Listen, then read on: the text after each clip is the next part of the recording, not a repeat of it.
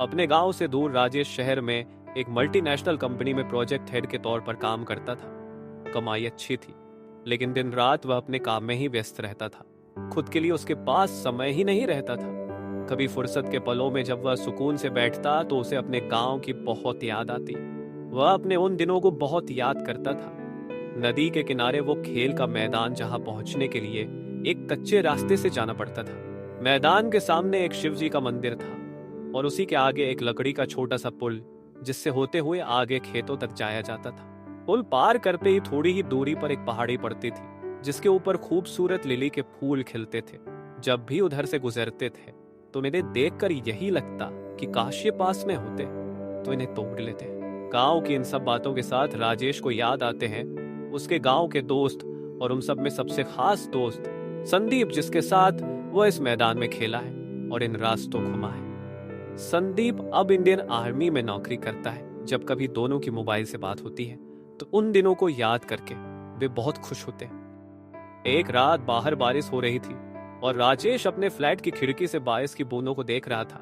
उस सौंदे से एहसास ने राजेश को फिर से बचपन की उन गलियों की याद दिला दी। सोफे पे लेटा लेटा वो सोच रहा था कि काश एक बार कुछ पल के लिए ही वो जिंदगी फिर से जीने को मिल जाती, और अपनी आंखें बंद करके वो यादों में खो गया। उसके अंदर से एक आवाज कुछ कहती है, तुमने सच्चे दिल से कुछ मांगा है, इसलिए तुम्हारी विश पूरी होती है। तुम फिर से उन पलों को जी सकते हो, लेकिन सिर्फ 3 घंटों के लिए। इस रास्ते का अगला मोड़ उन गलियों की तरफ जाता है जहां से होकर मेरी जिंदगी का सबसे अच्छा वक्त गुजरा है, और आज 17 साल बाद वक्त ने मुझे फिर से मौका दिया है उस बेपरवाह जिंदगी को जीने का। राजेश को यकीन नहीं हो रहा था कि वो उसी जगह पर खड़ा था जहां से होकर उस पहाड़ी तक जाया जाता है, जिसकी चोटी पर सुंदर रेड लिली खिलते हैं। उसने खुद को देखा, वो 30 साल का नहीं बल्कि 17 साल का छोटा राजेश है। शाम के 5:30 बज रहे थे। यही तो उसके खेलने का समय होता था। वो तेजी से मैदान की ओर बढ़ता है। वो देखता है कि सामने से संदीप आ रहा है। उसे देखकर उसे पुकारते हुए वह दौड़ते हुए उसके पास जाता है। अरे तू फिर से आ गया, तू तो जल्दी चला गया था, इसलिए मैं भी जल्दी घर जाने लगा था। संदीप ने कहा, अरे हाँ चल चल घूम के आते हैं उस पहाड़ी के पास से। राजेश ने कहा, अरे लेकिन तू तो बोल के गया था कि पढ़ाई करना है और अब घूमने को बोल रहा है। संदीप ने कहा, अरे चल ना, बहुत दिनों बाद ये मौका मिला है, ज्यादा टाइम नहीं है। राजेश ने उसका हाथ खींचते हुए कहा, ज्यादा टाइम नहीं है मतलब? और रोज ही तो जाते हैं उधर घूमने, संदीप ने पूछा, और वे दोनों उस ओर चलने लगते हैं। सड़क से ही मैदान को देखकर राजेश की खुशी का ठिकाना नहीं रहता और जोर से उछलने कूदने लगता है। संदीप को यह सब अजीब लगता है, लेकिन उसे क्या पता, ये राजेश 17 साल बाद का राजेश है जो भविष्य से आया है इन पलों को फिर से जीने।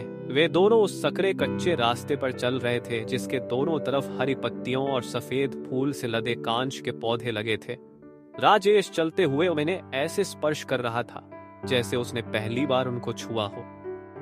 राजेश पुल पर रुककर पुल से नीचे बहते पानी को देखने लगता है। बहते हुए पानी की आवाज को वह आंखें बंद करके महसूस करने लगता है। संदीप ये सब देखकर सोच में है। चलते चलते वे दोनों उस पहाड़ी के नीचे पहुंचते हैं। राजेश के सर के ठीक ऊपर उस पहाड़ी पर वे लिली के लाल फूल थे। वो अपना सिर उठा के उन्हें मुस्कुराते हुए देख रहा था। काश इन्हें हम तोड़ सकते संदीप, तो मजा आ जाता। संदीप की दृष्टि भी उन्हीं फूलों को देख रही थी।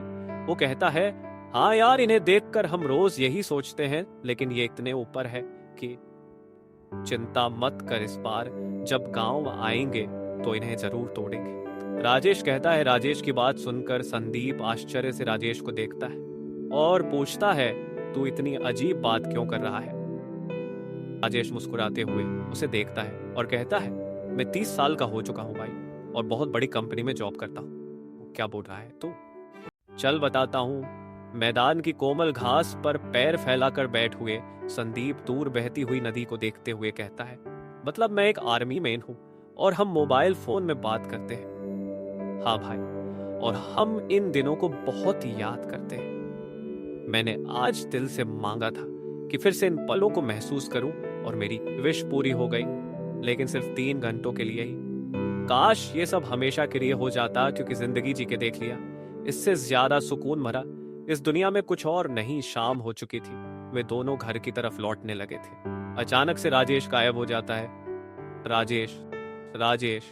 संदीप की आवाज राजेश के कानों में पड़ती है और उसकी नींद खुल जाती है। ये सब एक सपना था। सुबह के 4 बज रहे थे। राजेश के चेहरे पर एक सुकून था। खिड़की पे बारिश की बूंदें झलक रही थी। वो बचपन की यादें आज भी आंखें नम कर जाती है। काश वो पल फिर से लौट आते और हम फिर से बेपरवाह उसी में खो जाते। वो गांव का मैदान और क्रिकेट का वो खेल बहुत याद आते हैं।